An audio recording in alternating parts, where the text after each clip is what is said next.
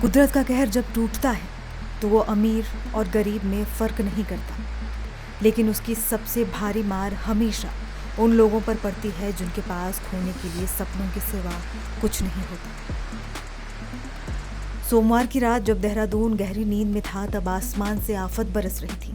सहस्त्रधारा में बादल फटने के बाद रिस्पना और दूसरी नदियों ने ऐसा रौद्र रूप दिखाया जो दशकों से यहाँ रह रहे लोगों ने भी कभी नहीं देखा था। पानी मौत बनकर उन गरीब बस्तियों में घुसा जो नदी के किनारे बसी थी। यह सिर्फ पानी नहीं था, यह अपने साथ मलबा, पत्थर और तबाही का पूरा सामान लेकर आया था।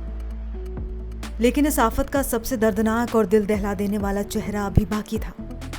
देहरादून से सैकड़ों किलोमीटर दूर उत्तर प्रदेश के मुरादाबाद के मुरीड़ा जैन गांव में उस वक्त मातम पसर गया जब खबर आई कि देहरादून में खनन का काम करने गए उनके गांव के 11 मजदूर बादल फटने से आए सैलाब में बह गए हैं। ये मजदूर अपनी रोजी रोटी के लिए घर से निकले थे, लेकिन कुदरत के कहर ने उन्हें मौत की नींद सुला दिया।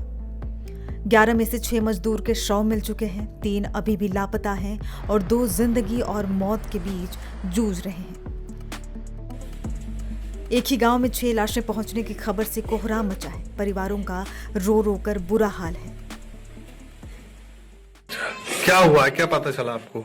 लाइट हमें तो यही पता चली, पानी के साथ बह गए। कैसे जानकारी मिली आपको? कब गए थे लोग? गए थे, वो तो करते रह गए 20 सालों से काम, शुरू से करा। अब कब गए थे?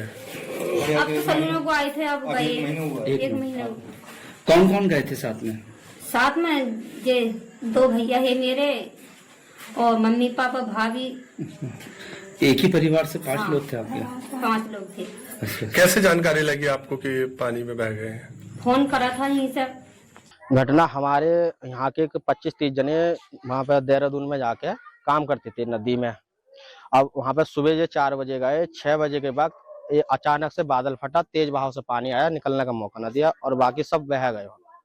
तो 2 जने तो घायल हो गए, 2 बंदे, जिसमें 9-10 जने बताए जा रहे हैं कि उनकी मृत्यु हो गई। जैसे कि बहा गए तो उसमें 6 बॉडी मिल गई और बाकी कुछ अभी लापता है 3 बंदे। गांव में इस टाइम बहुत गंभीर हालात हैं, सब शोक में हैं, उनके छोटे छोटे बच्चे हैं।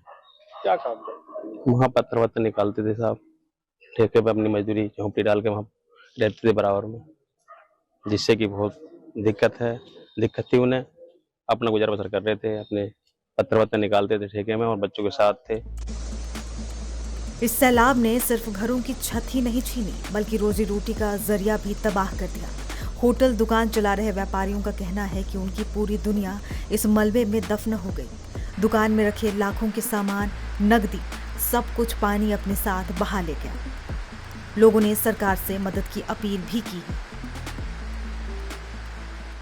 करीबन इसी दुकान में आपका 40-50 लाख का नुकसान हुआ है। तो आसपास की कितनी दुकानें थी और भी जो दुकानें हैं वो भी देख रहे होंगे आप जैसे देख ही सकते हैं, कई सारे होटल ध्वस्त हो गए।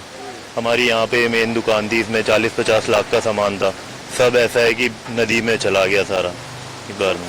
पूरी तरह से बर्बाद हो गई, कोई वही नहीं है, दोबारा उठने की कोई वही नहीं, बहुत पूरी जीवन भर की कमाई चलेगी। क्या आप उम्मीद कर रहे हैं? क्या देखो गवर्नमेंट अगर कुछ कर दे तो हेल्प तो ठीक है, नहीं तो कुछ भी नहीं हो, और तो कुछ भी नहीं हो सकता।